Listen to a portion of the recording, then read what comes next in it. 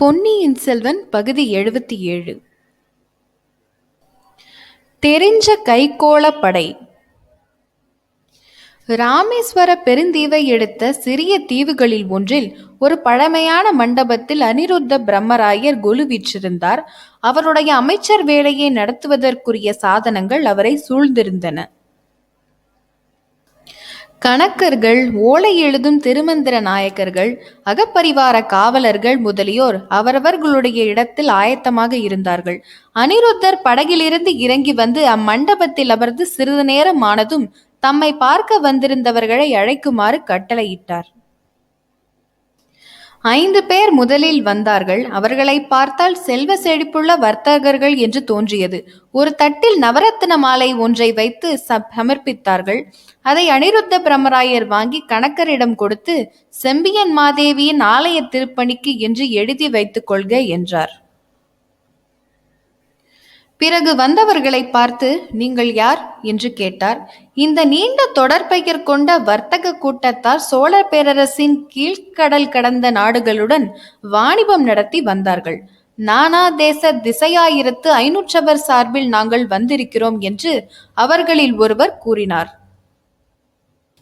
சந்தோஷம். பாண்டிய நாட்டில் உங்களுடைய வாணிபம் செழிப்பாய் இருக்கிறதல்லவா? நாளுக்கு நாள் செழிப்படைந்து வருகிறது. பாண்டிய நாட்டு மக்கள் என்ன பேசிக் கொள்கிறார்கள்? பாண்டிய வம்ச ஆட்சியை காட்டிலும் சோழகுல ஆட்சியே மேலானது என்று பேசிக் கொள்கிறார்கள். முக்கியமாக இளவரசர் அருள்மொழிவர்மரின் வீர தயாளங்களை குறித்து சிலாகிக்கிறார்கள். இலங்கையில் நடப்பதெல்லாம் இந்த பக்கத்து மக்களிடையில் பரவி இருக்கிறது. கீழ்கடல் நாடுகளுடன் உங்கள் கடல் வாணிபம் இப்போது எப்படி இருக்கிறது? சுந்தர சோழ சக்கரவர்த்தி ஆளுகையில் ஒரு குறைவும் இல்லை. சென்ற ஆண்டில் அனுப்பிய எங்கள் கப்பல்கள் எல்லாம் திரும்பி வந்து விட்டன. ஒன்று கூட சேதமில்லை. கடல் கொள்ளைக்காரர்களின் தொல்லை ஒன்றும் இல்லையே. சென்ற ஆண்டில் இல்லை. மாணக்கவார தீவுக்கு அருகில் இருந்த கடல் கொள்ளைக்காரர்களை நம் சோழர் படை கப்பல் அழித்த பிறகு கீழே கடல்களில் கொள்ளை பயம் கிடையாது. நல்லது. நாம் கொடுத்தனுப்பிய ஓலை சம்பந்தமாக என்ன ஏற்பாடு செய்திருக்கிறீர்கள்? கட்டளைப்படி செய்திருக்கிறோம். இலங்கை சைன்யத்துக்கு அனுப்ப 1000 மூட்டை அரிசியும் 5-6 மூட்டை சோளமும் 100 மூட்டை துவரம் பருப்பும் இந்த ராமேஸ்வர தீவில் கொண்டு வந்திருக்கிறோம். இலங்கைக்கு அனுப்பி வைக்க ஏற்பாடு செய்ய வேண்டும். உங்களுடைய கப்பல்களிலேயே ஏற்றி அனுப்பி வைக்க முடியுமா? கட்டளையிட்டால் செய்கிறோம். இலங்கை யுத்தம் எப்போது முடியும் என்று தெரிந்து கொள்ள விரும்புகிறோம். அது யாருக்கு தெரியும்? உங்களுடைய வர்த்தக சமைப்பு ஜோதிடக்காரன் இருக்கிறான் அல்லவா? அவனை கேட்டு எனக்கும் சொல்லுங்கள். பிரம்மராஜரே, எங்கள் ஜோதிடக்காரன் சொல்வதையெல்லாம் எங்களாலேயே நம்ப முடியவில்லை. அப்படி அவன் என்ன சொல்கிறான்? இளவரசர் அருள்மொழிவர்மர் போகுமிடமெல்லாம் வெற்றிதான் என்று சொல்கிறான். அவருடைய ஆட்சியில் சோழ கப்பல் படை கடல் கடந்த தேசங்களுக்கெல்லாம் சென்று வெற்றி கொள்ளும் என்று சொல்கிறான். தூர தூர தேசத்தில் உள்ள பலவற்றில் புலிக்கொடி பறக்கும் என்று சொல்கிறான். அப்படியானால் உங்கள் பாடு கொண்டாட்டம்தான். ஆம், எங்கள் கடல் வர்த்தகம் மேலும் செழித்து ஓங்கும் என்றும் சொல்லுகிறான். மிகவும் சந்தோஷம். ஸ்ரீரங்கநாதருடைய அருள் இருந்தால் அப்படியே நடக்கட்டும்.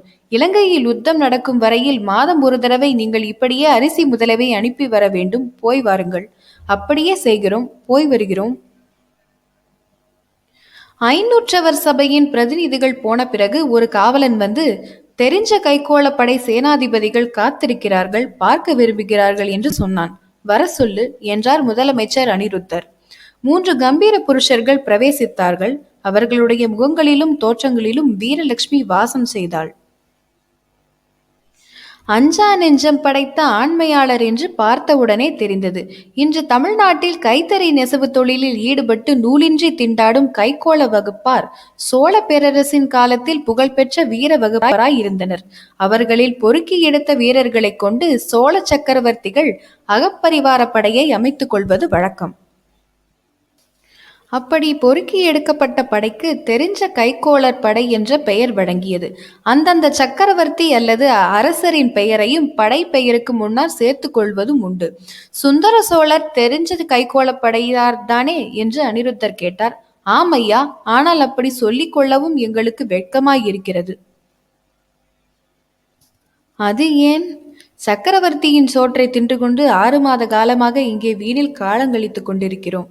உங்கள் படையில் எத்தனை கை, எத்தனை வீரர்கள்? எங்கள் சேனை 3 கை மா சேனை. இவர் இடங்கை சேனை தலைவர், இவர் வனங்கை சேலை தலைவர், நான் நடுவிற்படை தலைவன். ஒவ்வொரு கையிலும் 2000 வீரர்கள். எல்லோரும் சாப்பிட்டு தூங்கிக் கொண்டிருக்கிறோம். போர் தொழிலே எங்களுக்கு மறந்துவிடும் போல் இருக்கிறது. உங்களுடைய கோரிக்கை என்ன? எங்களை இலங்கைக்கு அனுப்பி வைக்க கோருகிறோம். இளவரசர் அருள்மொழிவர்மர் மாதண்ட நாயக்கராய் இருக்கும் சைன்யத்திலே சேர்ந்து யுத்தம் செய்ய விரும்புகிறோம். ஆகட்டும், தஞ்சைக்கு போனதும் சக்கரவர்த்தியின் சம்மதம் கேட்டுவிட்டு உங்களுக்கு அறிவிக்கிறேன். பிரம்மராஜரே, அதற்குள்ளே இலங்கை யுத்தம் முடிந்துவிட்டால்? அந்த பயம் உங்களுக்கு வேண்டாம். இலங்கை யுத்தம் இப்போதைக்கு முடியும் என்பதாக தோன்றவில்லை. ஈழத்து சேனா வீரர்கள் அவ்வளவு பொல்லாதவர்களா? எங்களை அங்கே அனுப்பி வையுங்கள், ஒரு கை பார்க்கிறோம். ஒரு கை என்ன, நீங்கள் 3 கையும் பார்ப்பீர்கள். தெரிஞ்ச கைக்கோளரின் 3 கை மாசேனை யுத்தகலத்தில் புகுந்துவிட்டால் பகைவர்களின் பாடு என்னவென்று சொல்ல வேண்டுமோ? நடுவிற்கை வீரர்கள் பகைவரின் படையின் நடுவில் புகுந்து தாக்குவீர்கள். அதே சமயத்தில் இடக்கை வீரர்கள் இடப்புறத்திலும் வலக்கை வீரர்கள் வலப்புறத்திலும் சென்று இடிவிடுவது போல் பகைவர்கள் மீது விழுந்து தாக்குவீர்கள். அப்படி தாக்கிதான் பாண்டிய சைன்யத்தை நிர்மூலம் செய்தோம், சேரர்களை முறியடித்தோம். பாண்டியர்களும் சேரர்களும் போர்க்களத்தில் எதிர்த்து நின்றார்கள். அதனால் அவர்களை தாக்கி முறியடித்தீர்கள். பகை வீரர்களை முதலில் கண்ணால் பார்த்தால்தானே அவர்களை நீங்கள் ஒரு கையும் பார்க்கலாம், 3 கையும் பார்க்கலாம். ராவணர் காலத்து அசுரர்களைப் போல இந்த காலத்து இலங்கை வீரர்களும் மாயாவிகளாகிவிட்டார்களா? மேக மண்டலத்தில் மறைந்து நின்று போருகிறார்களா? மாயாவிகளாய் மறைந்துதான் விட்டார்கள். ஆனால் போர் செய்யவில்லை. போரிட்டால்தான் இருக்குமிடத்தை கண்டுபிடித்து விடலாமே. இலங்கை அரசன் மகிந்தனையும் காணவில்லை. அவனுடைய சேனா வீரர்களையும் காணவில்லை. காடுகளிலே மலைகளிலே எங்கேயோ போய் ஒளிந்து கொண்டார்களோ தெரியவில்லை. ஆகையால் 6 மாதமாக இலங்கையில் யுத்தமே நடைபெறவில்லை. உங்களையும் அங்கே அனுப்பி என்ன செய்கிறது? மகாமந்திரி, எங்களை அனுப்பி பாருங்கள். மகிந்தனும் அவனுடைய வீரர்களும் காடு மலைகளிலே ஒளிந்திருக்கட்டும், அல்லது மேகமண்டலத்திலே ஒளிந்திருக்கட்டும். அவர்களை கைப்பிடியாக பிடித்து கொண்டு வந்து இளவரசரின் காலடியில் சேர்க்கிறோம். அப்படி சேர்க்காவிட்டால் தெரிஞ்ச கைகோளப்படை என்ற பெயரை மாற்றிக்கொண்டு வேளாளரின் அடிமைப்படை என்ற பட்டயத்தை பெற்றுக் கொள்கிறோம். வேண்டாம் வேண்டாம், அப்படியொன்றும் இப்போது சபதம் செய்ய வேண்டாம். தெரிஞ்ச கைகோளர் படையின் வீர பராக்கிரமம் இந்த ஜம்பூத் விதத்தில் யாருக்கு தெரியாது? தஞ்சாவூர் சென்றதும் சக்கரவர்த்தியை கேட்டுக்கொண்டு உங்களுக்கு கட்டளை அனுப்புகிறேன். அதுவரை பொறுமையாக இருங்கள். பாண்டிய நாட்டில் பகைவர்களை அடக்கி அமைதியை நிலைநாட்டி வாருங்கள். மகாமந்திரி, பாண்டிய நாட்டில் இனி அடக்குவதற்கு பகைவர் யாரும் இல்லை. குடிமக்கள் யுத்தம் நின்றது பற்றி மகிழ்ச்சி அடைந்திருக்கிறார்கள். அவரவர்களும் விவசாயம், வாணிபம், கைத்தொழில்களில் ஈடுபட்டு அமைதியான வாழ்க்கை நடத்துகிறார்கள். பாண்டியர் மன்னர் குலமே நாசமாகிவிட்டது. அவ்விதம் எண்ண வேண்டாம். வீரபாண்டியனோடு பாண்டிய வம்சம் அற்றுவிட்டதாக நினைக்கிறீர்கள், அது தவறு. பாண்டிய சிம்மாசனத்துக்கு உரிமை கோருவோர் இன்னும் இருக்கிறார்கள். அவர்களுக்காக சதி செய்வோரும் இருக்கிறார்கள். ஆஹா, எங்கே அந்த சதிகாரர்? தெரியப்படுத்துங்கள். காலம் வரும்போது உங்களுக்கே தெரியும். பாண்டிய குலத்தின் பழமையான மணிக்கிரீடமும் இந்திரன் அளித்த ரத்தன மாலையும் வைரமிழைத்த பட்டத்து உடைவாளும் இன்னும் இலங்கையில் இருந்து வருகின்றன. ரோகணமலை நாட்டில் எங்கேயோ ஒளித்து வைக்கப்பட்டிருக்கின்றன. அவற்றை மீட்டு கொண்டு வரும் வரையில் பாண்டியர் போர் முற்று பெறாது. ஆபரணங்களை மீட்டு கொண்டு வர வேண்டும். இளவரசர் அருள்மொழிவர்மரை மதுரை சிம்மாசனத்தில் அமர்த்தி பாண்டிய மணிமுகுடத்தையும் பட்டா கத்தியையும் அணிவிக்கும் நாளும் வர வேண்டும். ஆ, இது என்ன வார்த்தை சொல்கிறீர்கள்? குடிமக்களின் நாவிலும் போர் வீரர்களின் உள்ளத்திலும் இருப்பதை சொல்கிறோம். அதெல்லாம் பெரிய ராஜரிக விஷயங்கள். நாம் பேச வேண்டாம். உங்களுக்கு சந்தோஷம் அளிக்கக்கூடிய வேறு ஒரு முக்கிய விஷயம் சொல்லப் போகிறேன். கவனமாய் கேட்டுக்கொள்கிற மகாமந்திரி. இலங்கை யுத்தத்தோடு யுத்தம் முடிந்துவிடும் என்று நினைக்க வேண்டாம். இளவரசர் அருள்மொழிவர்மர் இலங்கை போர் முடிந்த பிறகு 4 திசைகளிலும் திக்விஜயம் செய்ய புறப்படுவார். 1000 கப்பல்களில் வீரர்களை ஏற்றிக்கொண்டு கீழ் திசை கடல்களிலே செல்வார். மானக்கவாரம், மாப்பபாலம், மாயூருடிங்கம், கடாரம், லமூரி தேசம், ஸ்ரீவிஜயம், சாவகம், புட்பகம் ஆகிய நாடுகளை அந்த மகாவீரர் வெற்றி கொள்வார். தெற்கே முன்னீர் பழந்தீவு 12ஆயமும் கைப்பற்றுவார். மேற்கே கேரளம், குடமலை, கொல்லம் ஆகிய நாடுகள் அவருடைய காலடியில் வந்து பணியும். பிறகு வடதிசை நோக்கி புறப்படுவார்.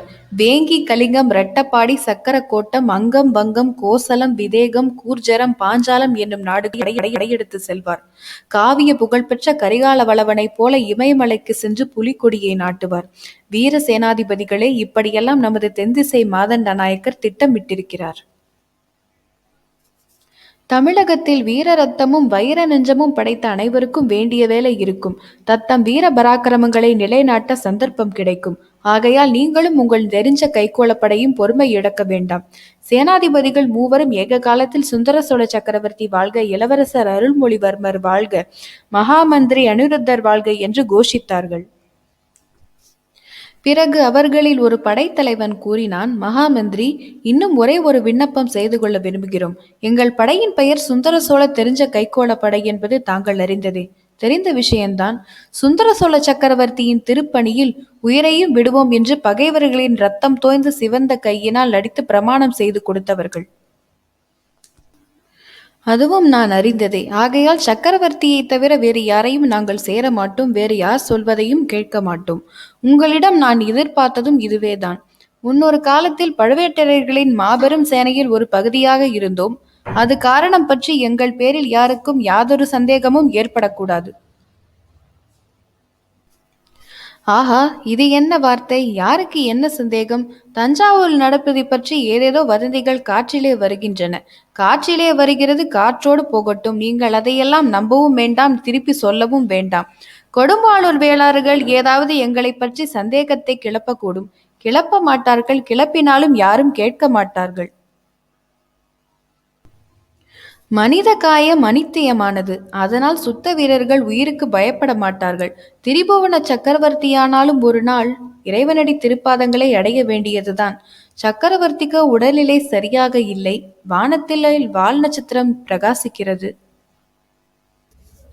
சக்கரவர்த்திக்கு அப்படி ஏதாவது நேர்ந்துவிட்டால் எங்கள் படை வீரர்கள் அருள்மொழிவர்மரின் அகப்பரிவாரமாக விரும்புகிறார்கள். சக்கரவர்த்தியின் ஆக்ஞையின்படி நடப்பதுதான் உங்கள் கடமை. சக்கரவர்த்தியின் ஆக்ஞையை எங்களுக்கு தெரிவிப்பது தங்களுடைய கடமை. தாங்கள் அந்த பொறுப்பை ஏற்றுக்கொள்ளுங்கள். அல்லது தஞ்சைக்கு போய் சக்கரவர்த்தியை தரிசிக்க எங்களுக்கு அனுமதி கொடுங்கள். வேண்டாம், நீங்கள் தஞ்சை போவது உசிதமல்ல. வீண் குழப்பம் ஏற்படும். சக்கரவர்த்தியை கண்டு உங்கள் விருப்பத்தை தெரியப்படுத்துவதை நானே ஏற்றுக்கொள்கிறேன். நீங்கள் நிம்மதியாக இருங்கள். தங்களிடம் தெரியப்படுத்தியதுமே எங்களுடைய மனதிலிருந்த பாரம் நீங்கிவிட்டது. போய் வருகிறோம். தெரிஞ்ச கைகோள படைத்தலைவர்கள் மூவரும் அங்கிருந்து அகன்று சென்றார்கள். அனிருத்த பிரம்மராயர், ஆஹா, பொன்னியின் செல்வரிடம் அப்படி என்னதான் ஆகர்ஷண சக்தி இருக்குமோ தெரியவில்லை. அவரை ஒருமுறை பார்த்தவர்கள் கூட பைத்தியமாகி விடுகிறார்களே என்று வாய்க்குள் முணுமுணுத்துக் கொண்டார். பிறகு உரத்த குரலில், எங்கே அந்த முரட்டு வைஷ்ணவனை இங்கே வர சொல்லுங்கள் என்று கட்டளையிட்டார். மீண்டும் உங்களை அடுத்த எபிசோடில் சந்திக்கிறேன். அதுவரையில் நன்றி, வணக்கம்.